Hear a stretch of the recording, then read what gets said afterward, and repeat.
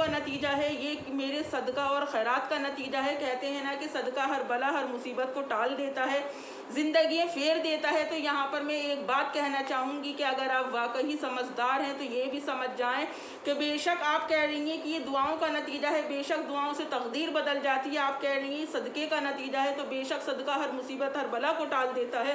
पर ऐसा भी हो सकता है कि ये अल्लाह रब्बुल इज़्ज़त का कोई इशारा हो कि बंदे अब भी अपने गुनाहों से तौबा कर ले, अब भी अपने गुनाहों से पाक हो जा, अब भी तू मेरे इस छोटे सी बात को तू ये सोच ले कि मैं जब इतना सब कुछ कर सकता हूँ तो मैं एक पल में इंसान को मिटा भी सकता हूँ, क्योंकि मैं हर एक शय पे कुदरत रखता हूँ।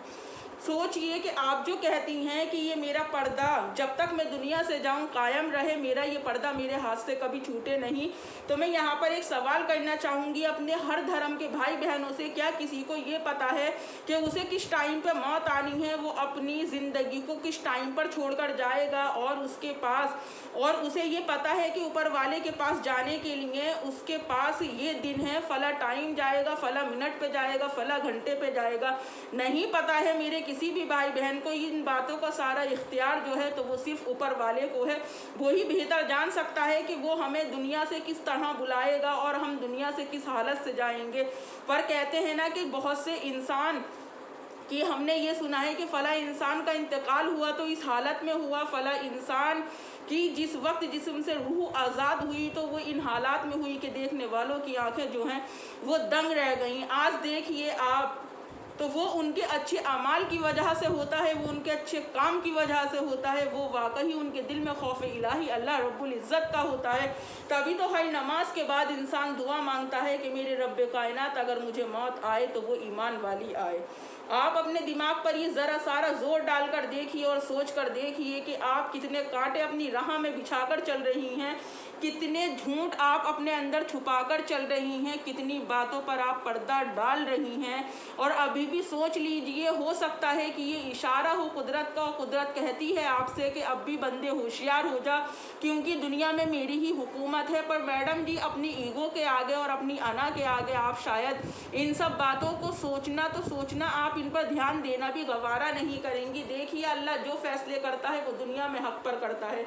आप जब दूसरों के धर्म को बोलेंगी, आप दूसरों के धर्म पर सवाल उठाएंगी, दूसरे इन बच्चों के आप वालिदैन को जब अपनी ज़िंदगी में लेकर आएंगी, जब आप जीनत जैसी हज़ार लड़कियों की बलि कुर्बानियाँ देंगी, और आप जीनत को तो भूल ही गई होंगी पर आपको मुमताज़ तो याद ही होगी कि क्या हुआ है क्या नहीं हुआ है। तो सोचिए आप कि हो सकता है जीनत की माँ के आंसुओं का ही असर हो। आप अपने शौहर को कितना परेशान कर रही हैं, उनको डॉक्यूमेंट्स नहीं दे रही हैं, हो सकता है कि ये उसी चीज़ का नतीजा हो, ये सब उसी चीज़ की बात हो, पर शायद आप सोचने समझने की सलाहियत ही नहीं रख रही। क्यों? क्योंकि आपको ऐसा लग रहा है कि मुझे दुनिया से कभी वापस नहीं जाना, इसी दुनिया में मुझे रहना है।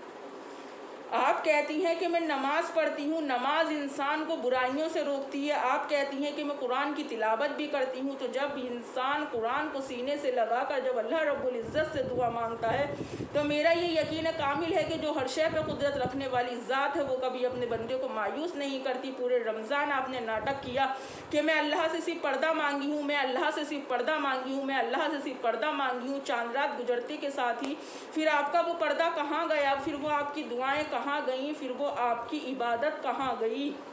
सोचिए ज़रा इस बात को।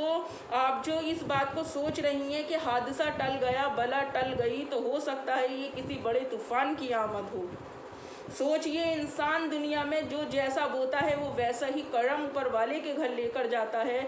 इसमें ना ही कोई हिंदू की बात है, ना ही कोई मुसलमान की बात है। इंसान का हमारे यहाँ पर अमाल और कर्म ही इंसान के आगे आती हैं। जब आप करेले की खेती लगाकर दुनिया से जाएंगे तो फिर आप उस पर अनार उतरने की तो उम्मीद कहीं से भी नहीं लग सकते।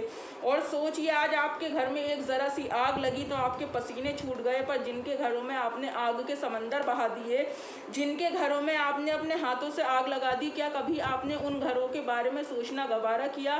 क्या कभी आपने उन घरों के बारे में देखना गवारा किया? आज सच में आपका ब्लॉग देखने के बाद जो आपके चेहरे पर परेशानी देखी, तो मुझे कहीं ना कहीं ऐसा लगा कि आपको अब भी तौबा कर लेनी चाहिए। अब आपको अब भी खालिक के कायनात की तरफ वापस पलट जाना चाहिए।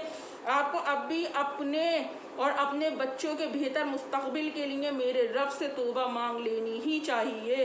अगर आप अपनी दुनिया भी अच्छी चाहती हैं और अपनी आखिरत भी अच्छी चाहती हैं, देखिए दुनिया में दौलत ही सब कुछ नहीं होती है, दुनिया में फ़ेम सब कुछ नहीं होता है। असली हमारी ज़िंदगी जो शुरू होगी तो वो हमारी ज़िंदगी इस दुनिया से जाने के बाद शुरू होगी। जो लोग हमें कहते हैं कि हम इनके पीछे पड़ गए, औरत ही औरत की सबसे बड़ी दुश्मन है, मैं अपने उन भाई बहनों से ये सवाल करना चाहती हूँ, उनसे एक जवाब चाहती हूँ कि मेरे भाइयों और बहनों, मुझे सिर्फ एक बात बता दो कि ये उम्रा करके आई, इतनी पाक जगह को देख कर आई कि वहाँ जाने की हर एक मुसलमान ख्वाहिश रखता है, तो उम्रा करने के बाद क्या इन्हें नाच गाने करना, बेपर्दा रहना और झूठ बोलना, गीबतें करना, क्या इन्हें ये चीज़ जायज़ है? दूसरे के हक़ पर डाका डालना, दूसरे के घरों में आग लगाना, क्या इन्हें ये चीज़ जाहिर है? बेशक इंसान अपनी मर्ज़ी का ज़िम्मेदार है, पर ये बात सोचिए कि ये मर्ज़ी किसकी है? मेरे रब की मर्ज़ी है।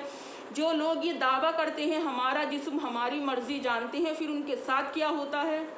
क्योंकि ये औरत को अल्लाह रब्बुल इज़्ज़त ने पर्दे की चीज़ बनाया है, और जब तक औरत पर्दे में है तो वो एक अनमोल तोहफ़ा है, और जब औरत बेपर्दा होती है तो सोचिए कि हज़ारा औरत के ऊपर उंगलियां उठती हैं, हज़ारा औरत के ऊपर सवाल उठते हैं, हज़ारा ऐसी मेरी बेवा बहनें हैं, हज़ारा मेरी ऐसी तलाक़शुदा बहनें हैं जो आज तक अपनी इज़्ज़त के